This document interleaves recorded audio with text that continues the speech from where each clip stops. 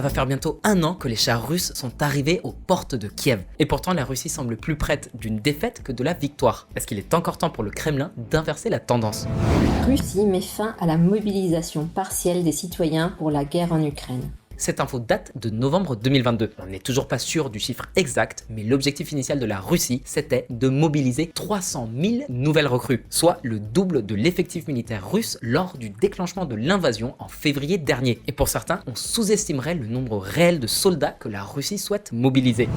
L'Ukraine affirme que la Russie se prépare à mobiliser 500 000 conscrits supplémentaires. Rien d'officiel, mais il y a clairement quelque chose qui se trame. D'après les services de renseignement ukrainiens, la Russie aurait déjà déployé plus de 280 000 soldats sur le territoire ukrainien. Si on y ajoute les 500 000 conscrits russes annoncés par l'Ukraine, alors on parle potentiellement d'une mobilisation de plus de 780 000 soldats, ce qui pourrait expliquer ce début d'année 2023 complètement délirant. Tous les jours, les US, le Royaume-Uni, la France et d'autres pays alliés annoncent qu'ils vont livrer d'énormes quantités d'armes lourdes et de missiles dernier cri à l'Ukraine, même que le Danemark a annoncé qu'il allait livrer l'essentiel de son artillerie. Le Danemark fera don de 19 obusiers César de fabrication française à l'Ukraine. Et les Ukrainiens vont devoir se tenir prêts parce que 500 000 soldats russes supplémentaires, c'est pas rien. Mais on peut se demander comment les Russes ont pu former une telle armée en si peu de temps. Ils rencontraient déjà des problèmes logistiques en 2022 alors que les arsenaux étaient chargés à bloc. Donc comment vont-ils réussir à nourrir et à armer tous ces nouveaux soldats? On va le voir, cette mobilisation a pas été facile pour Poutine. On parle quand même de centaines de milliers de soldats supplémentaires. Qu'ils soient plus ou moins bien entraînés, armés ou équipés, ça reste un effort de guerre titanesque. Alors la Russie a-t-elle vraiment réussi à recruter 500 000 soldats supplémentaires? Et si oui, comment y est-elle parvenue? Quelles seront les conséquences pour le Kremlin? Et dans quelle mesure cette mobilisation doit inquiéter Kiev?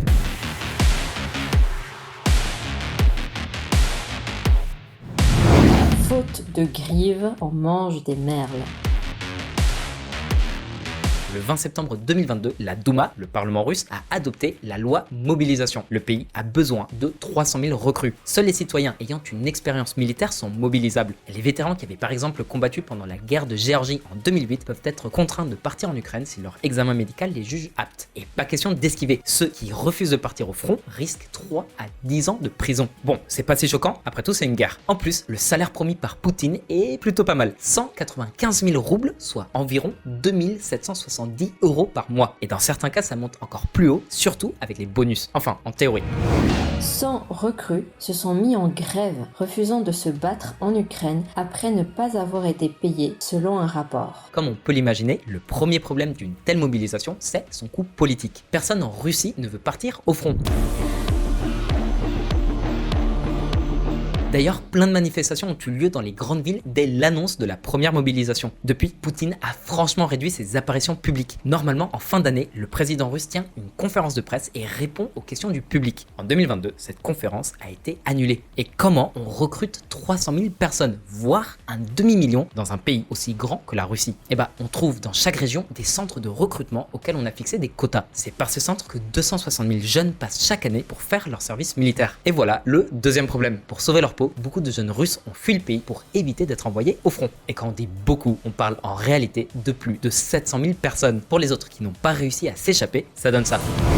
Depuis l'invasion russe en Ukraine, il y a eu plus d'une douzaine de tentatives d'incendie signalées dans les bureaux régionaux de recrutement militaire. En marge des manifestations, certains n'hésitent pas à balancer des cocktails Molotov sur les bureaux de recrutement. On a pu voir pas mal de vidéos de manifs plutôt agités ou de recrues qui se plaignent. Preuve que cette mobilisation ne s'est pas passée dans le calme. Le 28 octobre 2022, le ministre de la Défense a annoncé que la première mobilisation avait été menée à bien. Mais est-ce qu'ils ont vraiment réussi à mobiliser 300 000 soldats ou est-ce que c'est encore un coup de bluff du Kremlin? Tous les ans, l'armée russe mène 2 campagnes de recrutement, chacune longue de 3 mois. Une au printemps et une en automne. Durant ces campagnes, près de 130 000 jeunes sont mobilisés. Sauf qu'aujourd'hui, on parle de mobiliser plus de 2 fois plus de monde en 2 fois moins de temps, le tout malgré les manifestations et les cocktails Molotov. Pour beaucoup d'experts, la Russie est effectivement capable de mobiliser 300 000 soldats, mais il faut voir comment. Parce que déjà, il faut inclure les criminels qu'on fait sortir de prison pour les envoyer au front. Mais en plus, on mobilise par erreur des soldats qui dépassent la limite d'âge. Tout ça, le Kremlin l'a reconnu, mais c'est pas le cœur du problème. théorie, cette mobilisation devait permettre d'enrôler des réservistes qui avaient déjà une expérience de combat ou une carrière militaire. En Russie, le service militaire est obligatoire. Il dure 12 mois et concerne tous les hommes âgés de 18 à 27 ans. Donc actuellement, 127 500 conscrits sont sur le point de terminer leur service militaire. Normalement, ils devraient revenir à la vie civile. En tout cas, ils sont certainement pas prêts pour le combat. Mais comme il y a des quotas dans les centres de recrutement, les autorités leur font signer un contrat pour devenir soldats et hop, direction l'Ukraine. Difficile de savoir de combien de recrues on parle, mais d'après les rumeurs, ce genre de pratique arrive fréquemment. Résultat, des centaines de milliers de personnes qui arrivent au front avec plus ou moins d'expérience. On verra si ça jouera en faveur de la Russie.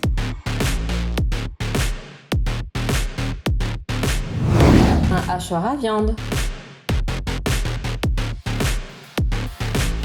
Pour le Kremlin, la première mobilisation qui avait eu lieu fin octobre, début novembre 2022 a bien rempli son objectif initial. Depuis, des dizaines de milliers de ces soldats en herbe ont été transférés en Ukraine. Mais pourquoi avoir mobilisé autant de monde? Déjà, évidemment, pour renforcer la ligne de front, très affaiblie, et pour mener des offensives de faible envergure. Et puis il faut bien remplacer les morts et les blessés. Les services de renseignement occidentaux estiment qu'il y a bien plus de 100 000 victimes dans les rangs russes. Certains évoquent même les 200 000. Mais ces recrutements massifs, c'est aussi parce que la Russie planifie une nouvelle offensive majeure contre l'Ukraine. Les avis sont assez divergents concernant les détails de sa mise en œuvre. Certains estiment qu'elle sera lancée à la fin de l'hiver, d'autres plutôt début printemps. Certains pensent qu'elle sera limitée au Donbass, mais les services de renseignement ukrainiens parlent eux d'une nouvelle attaque sur Kiev, mais côté biélorusse. Les Russes préparent de nouvelles troupes. Je n'ai aucun doute qu'ils repartiront pour Kiev. Oleksandr Syrski, commandant en chef des forces armées ukrainiennes. C'est une chose de recruter des soldats, mais c'en est une autre de les entraîner et de les équiper. Et on l'a déjà vu dans d'autres vidéos, c'est pas vraiment le point fort de la Russie. En plus de toutes ces nouvelles recrues, la Russie est aussi en train de préparer des chars T-62 qui datent des années 60. Et c'est franchement dangereux pour eux.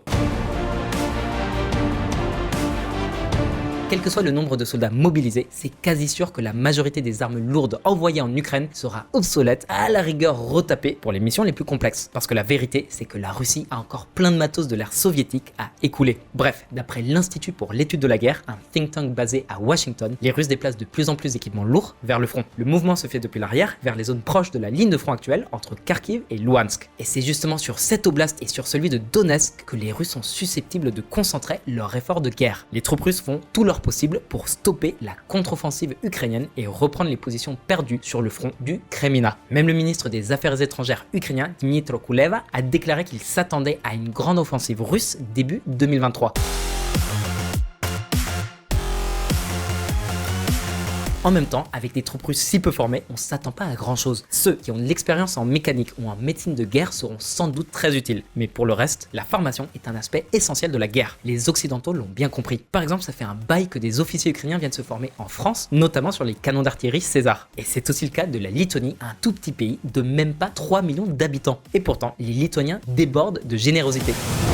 Les Lituaniens se cotisent pour financer des radars pour l'Ukraine. 6 millions d'euros récoltés en 4 jours. Comme ils n'ont pas leur propre industrie militaire, ils peuvent pas offrir d'équipement aux Ukrainiens. Du coup, ils organisent des collectes pour payer des systèmes de défense étrangers aux Ukrainiens, genre des radars israéliens. Mais ils entraînent aussi des soldats ukrainiens sur leur propre équipement OTAN. Et c'est pareil dans toutes les puissances militaires européennes. On aura bientôt l'occasion de parler de la Lituanie, le pays balte qui donne des leçons de démocratie et de respect des droits de l'homme au reste du monde. Donc oublie pas de t'abonner et d'activer les notifications pour être prévenu des prochaines vidéos. Bref, aujourd'hui, seule une partie des mobilisés a été envoyée au front. Pour l'instant, le reste est encore à l'entraînement en Russie. Cette mobilisation est vécue comme un véritable enfer pour les Russes qui la subissent. 2 semaines d'entraînement ne nous préparent pas à ça, a déclaré un homme russe mobilisé à The Guardian. Alexei Agafonov, mobilisé et envoyé au front avec 570 autres hommes de la région de Voronej, a raconté son expérience désastreuse au journal The Guardian. Il a déclaré que sur l'ensemble des 570 hommes recrutés, seuls 130 étaient encore en vie après seulement quelques semaines au front.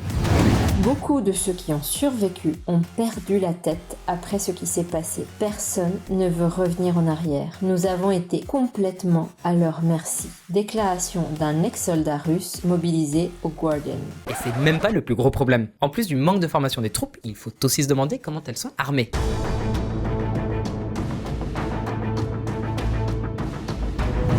Des armes intraçables ?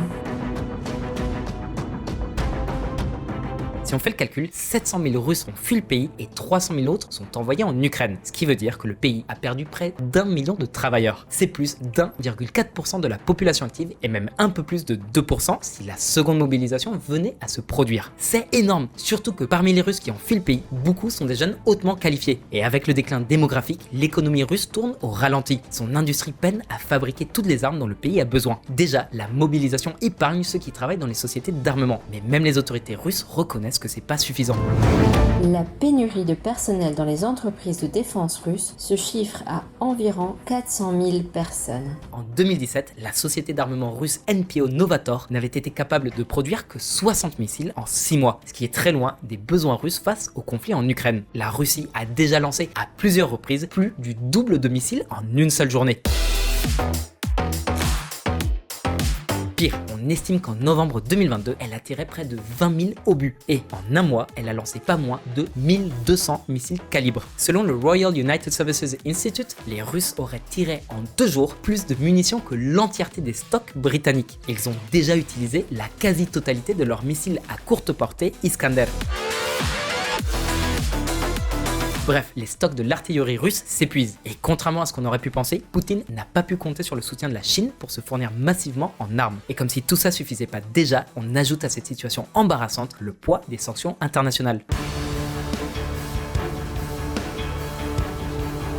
La Russie a juste ce qu'il faut pour fabriquer des balles de petit calibre. Ce qui lui fait défaut, c'est son industrie de l'armement lourd, mais aussi son rythme de production. Par contre, pour les missiles de précision, c'est une autre histoire. La plupart des missiles russes sont équipés de micropuces que la Russie se procure auprès des pays occidentaux. Mais à cause des sanctions internationales, la Russie fait face à une pénurie de puces et donc de missiles de précision.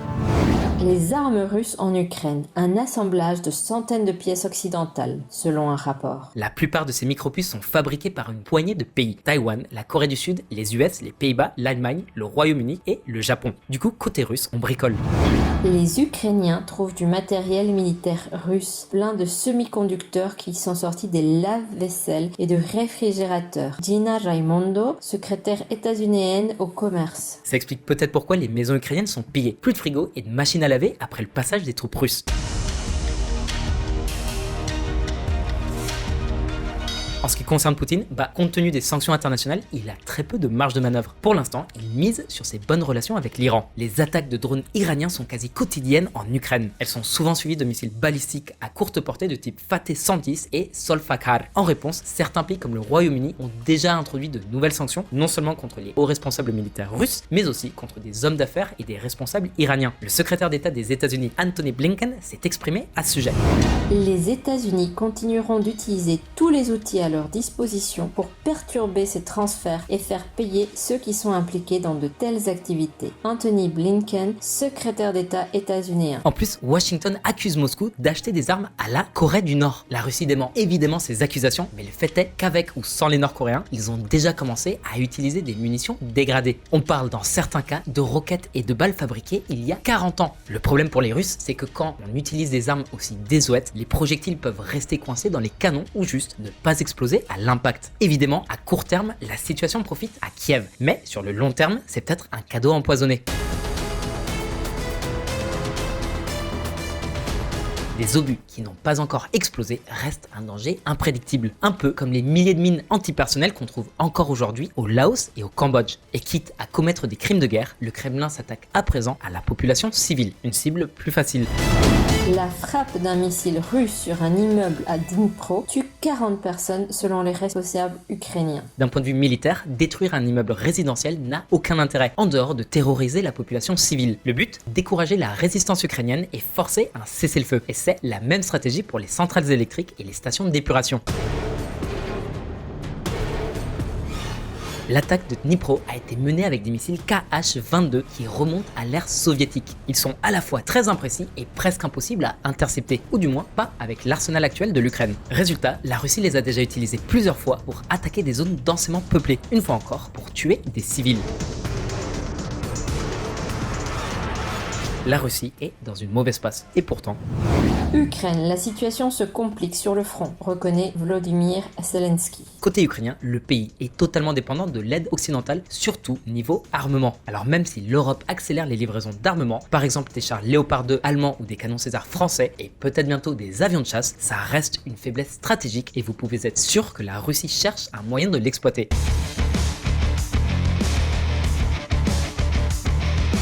Par exemple, en menant des campagnes de désinformation pour accentuer la pression de l'opinion publique sur les décisions politiques des puissances européennes. Ce qui explique notamment pourquoi tant de trolls aiment commenter nos vidéos sans réellement fournir de contre-argumentaires. On vous voit et on sait ce que vous faites. Sans oublier que les arsenaux européens et états-uniens ont aussi leurs limites. Et même si on n'en est pas encore au point de rupture, la situation devient périlleuse.